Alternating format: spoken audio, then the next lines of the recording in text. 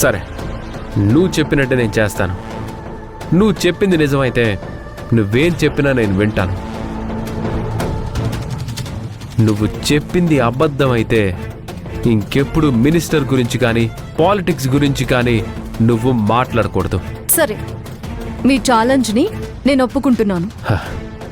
నేను నీకంటే ఎగ్జైటెడ్గా వెయిట్ చేస్తున్నాను, నీ ఓటమి కోసం. నేను దేవుణ్ణి ప్రార్థిస్తున్నాను మీ గెలుపు కోసం. నా గెలుపు కోసం? భార్యలెప్పుడు భర్త గెలుపునే కోరుకుంటారు. భర్త వెన్నంటే ఉండి భర్త విజయాలనే తన విజయాలుగా సంతోషపడతారు. అలాంటి ఆడపిల్లే ఈ మంజు.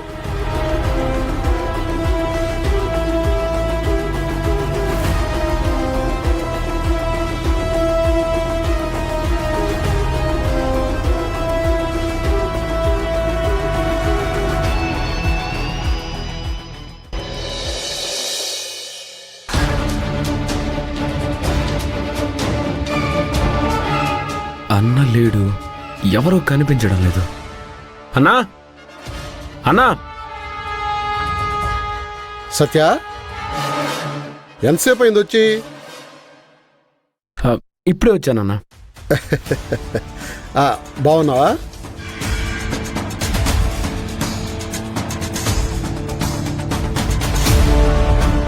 సత్య, ఏంటలా డల్గా ఉన్నావు?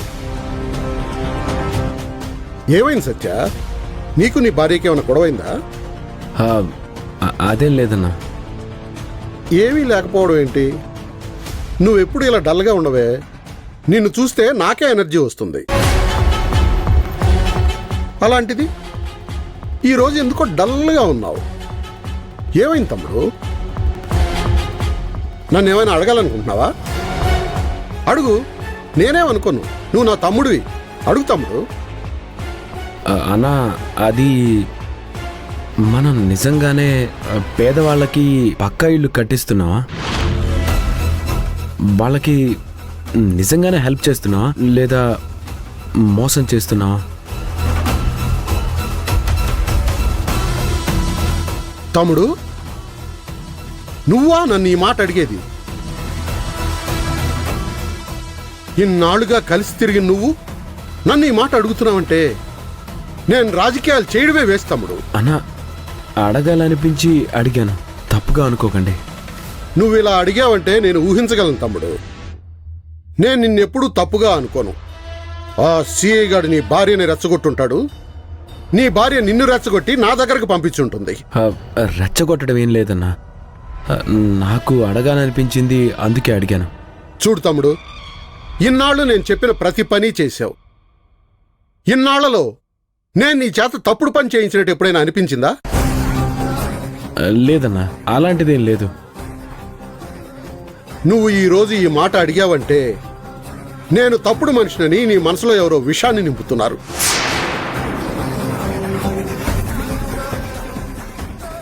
చూడు తమ్ముడు, నీకోసం నేను ఈ రాజకీయాలు వదిలేయమన్నా వదిలేస్తాను. చెప్పు, వదిలేయమంటావా? అన్నా, అందరు రాజకీయ నాయకులు పైకి ఒకటి చెప్తారు, లోపల ఇంకొకటి చేస్తారు. అందుకని మళ్ళీ మళ్ళీ అదే మాట మాట్లాడుతున్నావు. అసలొద్దు. ఈసారి ఎలక్షన్లలో నువ్వు పోటీ చేయి. నువ్వైతే ఒకటి, నేనైతే ఒకటా? నిన్ను దగ్గరుండి నేను గెలిపించుకుంటాను. సారీ అన్నా, మీరు బాధపడకండి. ఇంకెప్పుడు మిమ్మల్ని ఇలాంటి ప్రశ్నలు అడగను. వస్తానన్నా. అలాగే.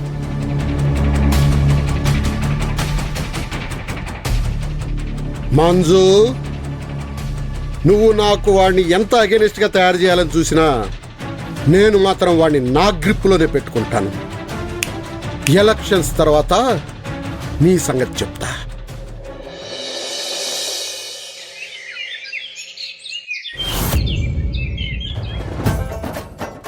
లోపలికి రాగానే బొకే ఇచ్చి కంగ్రాట్స్ చెప్దామా? వద్దు, ఎంట్రన్స్ లోనే వెల్కమ్ చెప్దాం. సరే.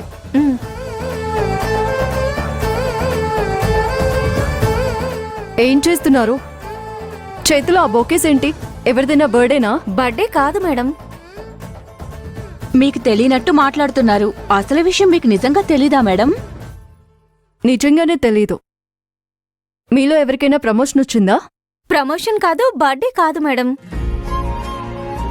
అవును మేడం, మన ఎస్ఐ మహేంద్ర గారు ట్రాన్స్ఫర్ అయిపోయారు కదా. ఆ, అవును. ఎస్ఐ గారికి వేడ్కోలు ఇవ్వడానికి ప్లాన్ చేశారా? ఎస్ఐ గారు ఇంకెక్కడున్నారు మేడం, ఆయన ట్రాన్స్ఫర్ అయి వెళ్ళిపోయారు. ఇప్పుడు మనకి కొత్త ఎస్ఐ గారు వస్తున్నారు. ఎస్ఐ గారికి వెల్కమ్ చెప్పడానికే మేమంతా వెయిట్ చేస్తున్నాం. కొత్త ఎస్ఐ గారు వస్తున్నారా? ఏంటి మేడం, తెలిసి కూడా తెలియనట్టు మాట్లాడుతున్నారు? అయ్యో, నిజంగా నాకు తెలీదు. కొత్త ఎస్ఐ వస్తున్నట్టు నాకు అసలు ఇన్ఫర్మేషనే లేదు. మేడం, వచ్చే ఎస్ఐ జంట్ కాదంట, లేడీసేనంట. లేడీస్ అయితే ఇంకా మంచిదే కదా. మన ప్రాబ్లమ్స్ ఏంటో ఆవిడకి కూడా తెలిసే ఉంటాయి. అందరం కలిసి హ్యాపీగా వర్క్ చేసుకోవచ్చు. లేడీస్ కూడా అందరు సాఫ్ట్గా ఉంటారనేం లేదు కదా. ఈవిడ ఎలాంటి వారో ఏమో, నాకైతే కొంచెం టెన్షన్గానే ఉంది. వచ్చే ఆవిడ యారగంట అని విన్నాను. ఈవిడ పనిచేసిన పోలీస్ స్టేషన్లో మా ఫ్రెండ్ కానిస్టేబుల్గా వర్క్ చేశాడు. ఈవిడ పేరు మైసమ్మట. ఆవిడతో జాగ్రత్తగా ఉండాలట. చాలా ట్రిపికల్ క్యారెక్టర్ అట. ఉత్త పుణ్యానికే అవతల వాళ్ళని తిడుతుందట.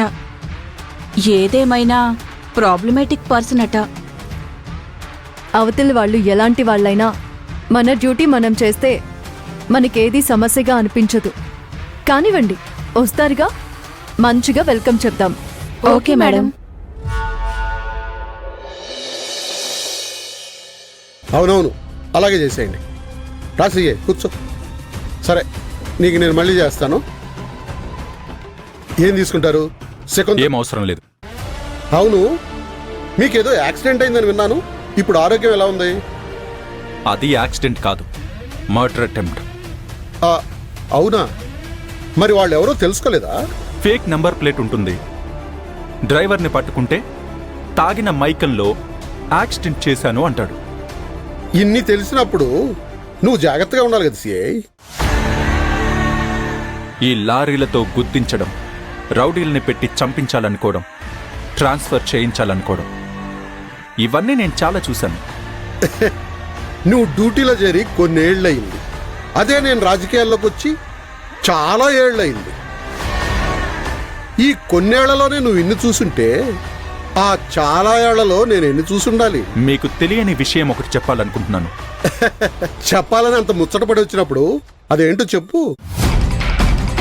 నాకు యాక్సిడెంట్ అయిన తర్వాత చాలా ఇబ్బంది పడ్డాను. నాకు దెబ్బ తగిలినందుకు, నన్ను చంపించాలని ట్రై చేశారన్నందుకు కాదు. నాకు ఇష్టమైన యూనిఫామ్ వేసుకోలేకపోయాను.